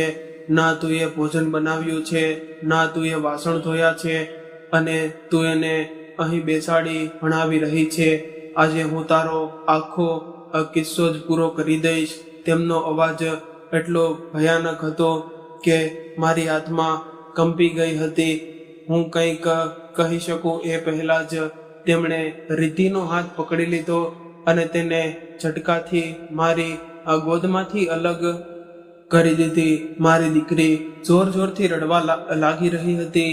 તે મને પકડવા માંગતી હતી, પરંતુ તેમણે તેને ઘસડીને રૂમની બહાર મોકલી દીધી હતી. રિદ્ધિ દરવાજા પર ઊભી રડી રહી હતી અને મને માં કહીને બોલાવી રહી હતી. મારું દિલ ફાટી રહ્યું હતું. હું ઊભી થઈને તેના પાસે જવા માંગતી હતી, પરંતુ મહેશ મારા માટે ઊભા હતા. તેમના હાથમાં જે બોટલ હતી તે શું છે એ હું પહેલા સમજી નહોતી શકી. મને લાગ્યું કદાચ પાણી હશે કે કંઈક બીજું, પરંતુ પછી મને પળે તેમને બોટલનું ઢાંકણું ખોલ્યું અને મારા ચહેરા તરફ ઊંચકી દીધું. મને કંઈ સમજવાનો મોકો પણ નહોતો મળ્યો. તેમણે એક ક્ષણ પણ વિચાર્યું નહીં અને આખી બોટલનું દ્રવ્ય મારા ચહેરા પર ઢોળી દીધું હતું. જેમ જ તે સળગતું દ્રવ્ય મારા ચહેરા પર પડ્યું, મને લાગ્યું જાણે મારી આખી ચામડી આગ બની ગઈ હોય. મારી આંખોમાં આગ લાગી ગઈ. ચહેરો ઓગળવા લાગ્યો. મારું માથું ફાટી નીકળે એવો દુખાવો થવા લાગ્યો. હું એટલી જોરથી ચીસ પાડી રહી હતી કે કદાચ આકાશ સુધી મારી અવાજ પહોંચી ગઈ જશે. હું જમીન પર પડી ગઈ હતી. બંને હાથોથી ચહેરો પકડી લીધો હતો, પરંતુ હાથોમાં પણ બળતરા ફેલાઈ ગઈ હતી. હું તડપી રહી હતી, લોટપોટ થઈ ગઈ હતી, ચીસો પાડી રહી હતી, દયા માટે ભીખ માંગી રહી હતી. પરંતુ એ જાલિમ માણસ મારી સામે ઊભો મને જોઈ રહ્યો હતો, જાણે કોઈ તમાશો જોઈ રહ્યો હોય. મારી ચીસોનો અવાજ સાંભળીને આખો મહોલ્લો ભેગો થઈ ગયો હતો. લોકો દરવાજો પીટતા હતા, બહારથી અવાજો આપી રહ્યા હતા, શું થયું, દરવાજો ખોલો. પરંતુ તેમણે દરવાજો ખોલ્યો નહોતો. તે મને એ જ હાલતમાં તડપતી જોયા રહ્યા અને મારી દીકરી બહાર રડી રહી હતી. મહોલ્લાના લોકો ચીસો પાડી રહ્યા હતા અને હું અંદર દુઃખથી મરી રહી હતી. મને લાગતું હતું કે મારો શ્વાસ બંધ થઈ જશે. મારો ચહેરો ઓગળી રહ્યો હતો. આંખો સામે અંધારું છવાઈ ગયું હતું. હું ઘણો સમય સુધી રડતી રહી, ચીસો પાડતી રહી, તડપતી રહી. પછી દુઃખ એટલું વધી ગયું કે મારું શરીર હારી ગયું અને હું બેહોશ થઈ ગઈ હતી. જ્યારે મારી આંખ ખુલી ત્યારે મેં પોતાને હોસ્પિટલમાં જોઈ હતી. ચારે તરફ દવાઓની ગંધ હતી. ચહેરો પટ્ટીઓથી બંધાયેલો હતો. શરીર તૂટી રહ્યું હતું અને દિલ સંપૂર્ણ ખાલી થઈ ગયું હતું. મેં ધીમેથી આજુબાજુ જોયું. ત્યાં મારા પાસે ના તો મારો પતિ હતો, ના મારી દીકરી, ના મારી સાસુ. ત્યાં ફક્ત મારા મા બાપ બેઠા હતા અને મને બંને જોઈને રડી રહ્યા હતા. તેમની આંખો સૂજી ગઈ હતી, જાણે ઘણા દિવસોથી ઊંઘ્યા ન હોય. મને હોશમાં જોઈને તેઓ વધુ રડવા લાગ્યા હતા. મમ્મી મારો હાથ પકડીને કહેવા લાગી કે બેટા, અમને માફ કરી દે. અમે તને એ જાલિમ માણસ પાસે મોકલીને બહુ મોટી ભૂલ કરી છે. પપ્પા માથું ઝુકાવીને બેઠા હતા. તેમનો અવાજ કાંપી રહ્યો હતો. તેઓ કહી રહ્યા હતા કે બેટી, અમે તારી વાત નહોતી માની. અમે તને સમજ્યા નહોતા. અમે તારું દુઃખ નહોતું સમજ્યું. અમને માફ કરી દે. હું તમને જોઈ રહી હતી, પરંતુ મારા અંદર જાણે બધું મરી ગયું હતું. મારી પાસે આંસુ પણ બચ્યા નહોતા. મેં તેમને કંઈ કહ્યું નહોતું. મારી દીકરી વિશે પણ પૂછ્યું નહોતું, કારણ કે હું જાણતી હતી કે જો હું તેનું નામ લઉં તો હું સંપૂર્ણ તૂટી પડીશ. મેં ફક્ત ધીમેથી એટલું કહ્યું હતું કે પપ્પા, જો તમને ફરી મને એ જાલિમ માણસ પાસે મોકલવા માંગો છો તો હું ક્યારેય નહીં જાઉં. હું ક્યાંક બીજે જઈને રહી લઈશ. તમારું ઘર પણ છોડી દઈશ, પરંતુ હું ત્યાં પાછી નહીં જાઉં. મારો અવાજ નબળો હતો, પરંતુ મારો નિર્ણય પથ્થર જેવો મજબૂત હતો. પપ્પા તરત જ રડી પડ્યા હતા અને બોલ્યા, ના બેટી, હું એવું ક્યારે નહીં કરું. હું મારી પાસે જ રહેશે. તું મારી દીકરી છે. હવે તને કોઈ ક્યારેય કંઈ નહીં મોકલે. એ દિવસે પહેલીવાર મને લાગ્યું હતું કે તેમને મને સમજ્યા છે. હોસ્પિટલમાં ઘણા દિવસો સુધી મારો ઈલાજ ચાલ્યો હતો. મારો ચહેરો એટલો બળી ગયો હતો કે ડોક્ટરો પણ કહેતા હતા કે ઘણો સમય લાગશે, ખૂબ સમય લાગશે. દરેક દિવસે દુઃખ થતું હતું. જ્યારે પટ્ટી બદલાતી ત્યારે એવું લાગતું હતું કે જાણે ફરી જીવતી સળગાવી દીધી હોઉં. હું ક્યારેક આઈનામાં જોતી નહોતી. જોવાની હિંમત પણ નહોતી કરતી. થોડા દિવસો પછી જ્યારે મને હોસ્પિટલમાં રજા મળી ત્યારે હું મારા ઘરે આવી ગઈ. પરંતુ હવે હું પહેલાની જેવી છોકરી નહોતી રહી. મારા ચહેરા સાથે સાથે મારી નિર્દોષતા પણ સળગી ગઈ હતી. પછી થોડા દિવસો બાદ મેં એ માણસને છૂટાછેડા આપી દીધા હતા. હવે મારા અંદર તેના માટેના ડર બચ્યો હતો. ના કોઈ સંબંધ, ના કોઈ આશા હતી. હું ફક્ત હંમેશા માટે તેનાથી દૂર થવા માંગતી હતી. ત્યારબાદ હું મારી માસીના ઘરે રહેવા ચાલી ગઈ. મારી માસીએ મને દીકરીથી પણ વધારે પ્રેમ આપ્યો હતો. તેમણે મને છુપાવી નહોતી, પરંતુ સંભાળી હતી.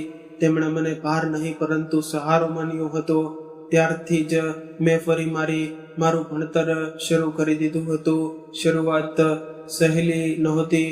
લોકો મને જોતા હતા, કેટલાય દયાથી, કેટલા આશ્ચર્યથી. પરંતુ હવે હું તૂટીને બેસી રહેવાની નહોતી.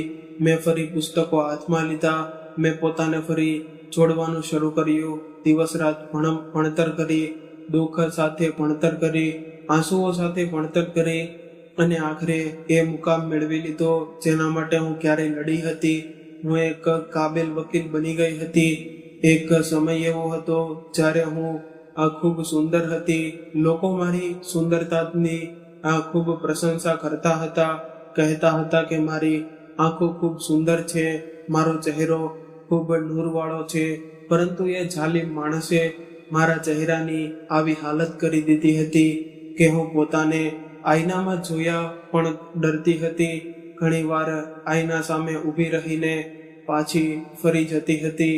પરંતુ દુનિયાએ મને જેટલું ડરાવ્યું હતું એટલું ખરાબ વર્તન નહોતું કર્યું. લોકો મારા ચહેરાથી નહીં, પરંતુ મારા હિંમતથી મળ્યા હતા. લોકોએ મને જોઈને ડરીને મોં ફેરવ્યું નહોતું, પરંતુ ઘણા લોકોએ મારો સાથ આપ્યો હતો, મને સન્માન આપ્યું હતું, મને સહારો આપ્યો હતો. અને સૌથી વધારે મારી માસીએ ક્યારેય મારો હાથ છોડ્યો નહોતો. તેમણે મને ફરી જીવવા શીખવાડ્યું હતું, મને અહીં સુધી પહોંચાડી હતી. હું દરેક કેસ લડતી વખતે વિચારતી હતી કે કોઈ બીજી સ્ત્રીને મારા જેવું દુઃખ ન સહન કરવું પડે. પરંતુ આજે જ્યારે મેં મારી દીકરીને એ જ હાલતમાં જોઈ હતી જેમાંથી હું પોતે પસાર થઈ હતી, ત્યારે હું પોતાને રોકી નહોતી શકી. મારું કળેજું ફાટી રહ્યું હતું. હું વિચારી રહી હતી કે મેં તેને એ માણસ પાસે એ માટે છોડી હતી કે તે તેનો બાપ છે, તે તેને બચાવશે, પરંતુ તેણે તો પોતાની દીકરીની જિંદગી પણ બચાવી નહોતી. મારી દીકરીએ એ જ સહન કર્યું હતું જે તેની માએ સહન કર્યું છે. આ વિચારીને જ મારી શ્વાસ ઘૂંટાઈ રહ્યો હતો. આજે આટલા વર્ષો પછી હું ફરી એ જ દુઃખ જીવી રહી છું. ફરક ફક્ત એટલો હતો કે ત્યારે ઘા મારા ચહેરા પર પડ્યા હતા અને આજે મારી આત્મા પર પડ્યા છે. પરંતુ એ દિવસે મેં મારા દિલમાં એક નિર્ણય કરી લીધો હતો કે જે દુઃખ મેં સહન કર્યું છે એ દુઃખ હવે હું મારી દીકરીને વધુ સહન નહીં કરવા દઉં. હું તેને તૂટી પડવા નહીં દઉં. હું તેને એકલી નહીં છોડી દઉં. અને જેણે તેની સાથે આ બધું કર્યું છે તેને સજા જરૂર અપાવીશ. હું ઈચ્છતી હતી કે તેને એવી સજા મળે કે દુનિયાનો દરેક માણસ શીખી જાય કે પત્ની કોઈ રમકડું નથી જેના પર શંકા કરીને મારપીટ કરો અથવા તો તેને સળગાવી નાખો. હું ઈચ્છતી હતી કે જે આગ તેણે મારી દીકરી પર રેડી છે એ જ આગ હવે કાયદાની સજા બનીને તેની જિંદગી સળગાવી નાખે. મેં મારા આંસુ લૂછી નાખ્યા અને માં બનતા પહેલા વકીલ બનીને ઊભી રહી. હું મારી દીકરીની પાસે બેસી હતી. તેનો હાથ પકડીને ખૂબ પ્રેમથી તેની પાસે બધી વાતો પૂછતી હતી. શરૂઆતમાં તે ખૂબ ડરી ગઈ હતી. તેનો અવાજ કાપી રહ્યો હતો, આંખોમાં દુઃખ હતું, પરંતુ મેં તેને વિશ્વાસ અપાવ્યો કે હવે હું છું ને હવે કોઈ તને હાથ પણ નહીં લગાડે. ધીમે ધીમે તેને બધું કહેવાનું શરૂ કર્યું. તેણે કહ્યું કે તેનો પતિ તેની ઉંમર કરતાં 15 વર્ષ મોટો છે. લગ્ન પછીથી જ તે તેના જુલ્મ કરતો હતો. દરેક વાત પર શંકા કરતો હતો. કોઈ સાથે વાત કરી લે તો ઝઘડો કરતો, કોઈને જોઈ લે તો આરોપ અને હસી દે તો તાણું, રડી પડે તો મરપીટ.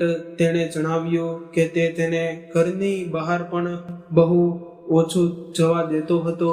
ફોન ચેક કરતો હતો, લોકોને મળવા દેતો નહોતો અને દરેક સમયે એ જ કહેતો હતો કે તેનો કોઈ બીજા માણસ સાથે સંબંધ છે.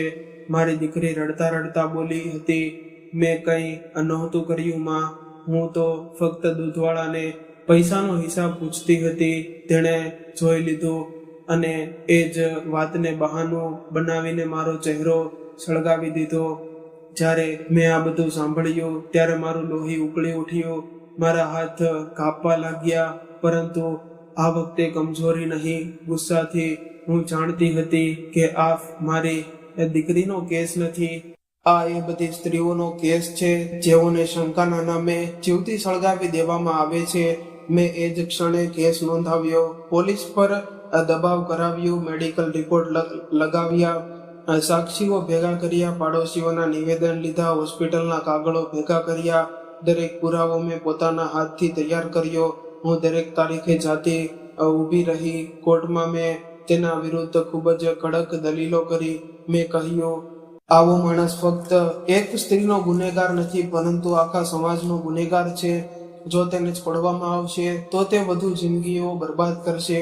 મેં કોર્ટને જણાવ્યું કે કેવી રીતે તેણે વિચારપૂર્વક એ દ્રવ્ય ખરીદ્યું હતું, કેવી રીતે તેણે બાળકીને રૂમની બહાર મોકલી, કેવી રીતે દરવાજો બંધ કર્યો અને કેવી રીતે મારી દીકરીને તડપતી છોડી દીધી. મેં તેના દરેક ખોટાને એક પછી એક તોડી નાખ્યા. ક્યારેક તે કહેતો હતો કે આ અકસ્માત હતો, ક્યારેક કહેતો હતો કે ગુસ્સામાં થઈ ગયું, ક્યારેક કહેતો હતો મારી ભૂલ થઈ ગઈ. પરંતુ મેં સ્પષ્ટ કહી દીધું કે કોઈનો ચહેરો સળગાવી દેવું ભૂલ નથી, એ ઈરાદો હોય છે. આખરે કોર્ટે તેને દોષી જાહેર કર્યો અને તેને આજીવન કેદની સજા આપવામાં આવી. આજે જ 50 લાખ રૂપિયાનો દંડ પણ ફટકારવામાં આવ્યો. જ્યારે ચુકાદો સાંભળવામાં આવ્યો ત્યારે મારી આંખોમાં આંસુ આવી ગયા હતા, પરંતુ આ વખતે એ આંસુ કમજોરીના નહોતા, જીતના હતા. મને લાગ્યું આજે થોડું થયું, મોડું થયું, પરંતુ ન્યાય મળ્યો. મેં મારી દીકરીના છૂટાછેડા પણ કરાવી દીધા. હું નહોતી ઈચ્છતી કે ફરી ક્યારેય એ નર્ક સાથે કોઈ સંબંધમાં બંધાયેલી રહે. બધા કાગળો પૂરા થયા અને મારી દીકરીએ માણસથી હંમેશા માટે મુક્ત થઈ ગઈ. પછી મેં મહેશને પણ સ્પષ્ટ કહી દીધું કે આ મારી દીકરી છે અને તેની જિંદગી બરબાદ કરી દીધી. તમે તેને એવા ઘરમાં મોકલી જ્યાં તેની ચીજો સાંભળવામાં આવી, પરંતુ તેને બચાવવામાં આવી નહીં. પરંતુ હવે હું તેની સાથે બધું બરાબર થવા નહીં દઉં. હવે તે મારી સાથે રહેશે. મહેશ એ દિવસે માથું ઝુકાવીને ઊભા હતા. તેની આંખોમાં પસ્તાવો હતો. તેમણે મારી પાસે ઘણી માફી માંગી. તેમણે કહ્યું કે મને માફ કરી દે કવિતા. મેં તારા સાથે જે કર્યું છે હું જાણું છું. હું મારો બહુ મોટો ગુનેગાર છું. મને માફ કરી દે. હું બદલાઈ ગયો છું. તારા જવાથી પછી મેં ઘણું સહન કર્યું છે, પરંતુ મારા અંદર એટલો હિંમત નહોતો કે હું તેમને માફ કરી શકું. મારી માફી ફક્ત શબ્દોથી નથી મળતી, તેના માટે દિલ જોઈએ. અને મારું દિલ તો તેમણે વર્ષો પહેલા તોડી નાખ્યું હતું. તેમણે મારી જિંદગી બરબાદ કરી હતી. મારા ચહેરાને સળગાવી નાખ્યો હતો. મારા સપનાઓને છીનવી લીધા હતા અને મારી દીકરીથી દૂર કરી દીધી હતી. હું તેમને કેવી રીતે માફ કરી શકું? હું તેમને ક્યારે માફ કરી શકતી નહોતી. મારી દીકરીએ પણ ઘણીવાર મને કહ્યું હતું કે મા પપ્પાને માફ કરી દો. તમારા જવાથી પછી તેમણે ઘણું સહન કર્યું છે. દાદી પણ તેમને છોડીને ચાલી ગઈ હતી. લોકો તેમને ઘણા મારતા હતા, તાણા મારતા હતા, પરંતુ તેમણે મને ખૂબ પ્રેમથી ઉછેરી છે. મેં મારી દીકરીની વાત સાંભળી અને તેના માથા પર હાથ ફેરવીને કહ્યું કે બેટા, મને માફ કરજે, પરંતુ હું તારા પપ્પાને માફ નહીં કરીશ. હું નફરત લઈને જીવવા નથી માંગતી, પરંતુ સંબંધ પણ નથી રાખવા માંગતી. બસ એટલું જ પૂરતું છે. ત્યારબાદ મેં મારી દીકરીને પોતાના પાસે રાખવાનું શરૂ કર્યું. મેં તેનો ઈલાજ કરાવ્યો. મોટા ડોક્ટરોની સલાહ લીધી. તેની ઘણી સર્જરી કરાવી. લાંબા અને દુઃખદાયક ઈલાજ પછી તેનો ચહેરો પહેલાથી ઘણો સુંદર થઈ ગયો હતો, પરંતુ મારા માટે તેની સાચી સુંદરતા તેના હિંમતમાં હતી. તે ફરીથી સ્મિત કરવાનું શીખી ગઈ હતી. પછી મેં તેની ભણતર આગળ વધાર્યું, તેને મજબૂત બનાવી અને થોડા સમય પછી તેના લગ્ન એક સારા વકીલ સાથે કરાવી દીધા, જે તેને ઇજ્જત આપતો હતો, તેને સમજતો હતો, તેના ભૂતકાળને નહીં પરંતુ તેના દિલને જોતો હતો. લગ્નના દિવસે મારી આંખોમાં ફરી આંસુ આવી ગયા હતા, પરંતુ આ વખતે ખુશીના, કારણ કે મારી દીકરી નવી જિંદગીમાં જઈ રહી હતી અને માથું ઊંચું રાખીને જઈ રહી હતી. હું મારી દીકરીને જોઈને પોતે પણ ખુશ રહેવા લાગી હતી. મહેશ પોતાની દીકરીને મળવા હતા. મેં અત્યારે તેમને રોક્યા નહોતા, કારણ કે આખરે તે તેનો પિતા હતો, પરંતુ હું તેમને મળતી નહોતી. હું તેમની સાથે વાત પણ કરતી નહોતી, કારણ કે હું તેમની સાથે કોઈ સંબંધ રાખવા માંગતી નહોતી. કેટલાય સંબંધો કાગળથી પૂરા થાય છે અને કેટલાય દિલથી, અને મારો સંબંધ તો તેમની સાથે વર્ષો પહેલા જ પૂરો થઈ ગયો હતો. આજે જ્યારે હું પાછળ ફરીને જોઉં છું, ત્યારે ઉપરવાળાનો આભાર માનું છું કે તેણે મને વકીલ બનાવી. જો હું કમજોર રહી હોત તો કદાચ હું પોતાને પણ બચાવી શકી ન હોત, અને મારી દીકરીને પણ નહીં, પરંતુ તેણે મને પકડીને ફરી ઊભું થવું શીખવ્યું, દુઃખ આપીને લડવું શીખવ્યું, અને મેં મારી દીકરીને ફરી એક નવી જિંદગી આપી. બસ આ જ મારી સૌથી મોટી જીત છે. મિત્રો, આશા રાખું છું કે તમને અમારી આ કહાની પસંદ આવી હશે. આ કહાની તમારા માત્ર કવિતાની નહોતી, પરંતુ એવી દરેક સ્ત્રીની હતી જે પોતાના સપનાઓ માટે લડે છે, તૂટે છે, રડે છે અને છતાં ફરી ઊભી થઈ જાય છે. કવિતાની જિંદગીમાં એક સમય એવો આવ્યો હતો જ્યારે બધું સમાપ્ત થઈ ગયું હતું. તેનો ચહેરો સળગી ગયો હતો, તેના સપનાઓ તૂટી ગયા હતા, તેનો વિશ્વાસ ખંડિત થઈ ગયો હતો અને તેને પોતાની જ દીકરીથી દૂર થવું પડ્યું હતું. પરંતુ તેણે પોતાને ક્યારેય સંપૂર્ણ રીતે હારતા દીધી નહોતી. તેણે પોતાના દુઃખને પોતાની કમજોરી નહીં પરંતુ પોતાની સૌથી મોટી તાકાત બનાવી દીધી હતી. જ્યારે દુનિયાએ તેના ચહેરા પરના ઘા જોયા ત્યારે તેણે દુનિયાને પોતાના હિંમતનો ચહેરો બતાવ્યો હતો. જ્યારે લોકોએ તેને દયા સાથે જોઈ ત્યારે તેણે પોતાના કામથી સન્માન મેળવ્યું હતું. અને જ્યારે જીવને તેને વારંવાર તોડનારનો પ્રયત્ન કર્યો ત્યારે તેણે દર વખતે ફરી ઊભા થવાનું પસંદ કર્યું હતું. કવિતાએ શીખવી દીધું હતું કે સ્ત્રીનું સાચું સૌંદર્ય તેના ચહેરામાં નથી પરંતુ તેના હિંમતમાં હોય છે. ચહેરા પરના નિશાન કદાચ ક્યારેય ન જાય પરંતુ હિંમત હોય તો માણસ ફરી પોતાની ઓળખ બનાવી શકે છે. કવિતાની સૌથી મોટી જીત એ નહોતી કે તે એક મોટી વકીલ બની ગઈ હતી. તેની સૌથી મોટી જીત એ હતી કે તેણે પોતાની દીકરીને ફરી જીવવું શીખવ્યું હતું. તેણે પોતાની દીકરીને ફક્ત ન્યાય જ અપાવ્યો નહોતો પરંતુ તેણે ફરીથી આત્મસન્માન આપ્યો હતો.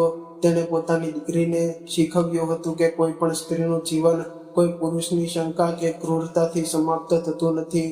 જો એક સ્ત્રી પોતાને મજબૂત બનાવી લે તો તે પોતાની બરાબર કોઈ થયેલી જિંદગી પણ ફરીથી બનાવી શકે છે. આ કહાની સમાજ માટે એક અરીસો છે. કેટલાય ઘરોમાં આજે પણ સ્ત્રીઓને સહન કહીને ચૂપ કરાવી દેવામાં આવે છે. તેમની ઈચ્છાઓને મહત્વ આપવામાં આવતું નથી. તેમના સપનાઓને નાની વાત માનવામાં આવે છે અને ઘણીવાર મારપીટને પણ ઘરની સામાન્ય વાત કહીને છુપાવી દેવામાં આવે છે. પરંતુ સત્ય એ છે કે જ્યાં એક સ્ત્રીના આત્મસન્માન પર ઘા પડે છે ત્યાંથી સંબંધો તૂટવા લાગે છે. કોઈ પણ સ્ત્રીને પોતાના સપનાઓ જીવવાનો હક છે, તેને ભણવાનો હક છે, તેને સન્માનથી જીવવાનો હક છે અને કોઈને પણ એ હક નથી કે તે શંકા, ગુસ્સો અને અહંકારના નામે તેને જિંદગી બરબાદ કરી નાખે. કવિતાએ પોતાની જિંદગીથી એક બહુ મોટો પાઠ આપ્યો હતો કે અન્યાય સામે ચૂપ રહેવું સૌથી મોટી ભૂલ છે. જો તેણે પોતાના માટે અવાજ ન ઉઠાવ્યો હોત તો કદાચ તે ક્યારેય પોતાને બચાવી ન શકી હોત અને પોતાની દીકરીને પણ નહીં તેણે બચાવી દીધું. કે કાયદો ત્યારે જ જીવંત બને છે જ્યારે કોઈ ડર્યા વગર સત્ય માટે લડે. અને કદાચ આ જ કારણ હતું કે તે પછી હજારો સ્ત્રીઓ માટે આશાનો ચહેરો બની ગઈ હતી. જ્યારે પણ કોઈ પીડિત સ્ત્રી તેની સામે આવતી તો ત્યારે તેને લાગતું કે જાણે તે પોતાનો ભૂતકાળ હોઈ રહી છે.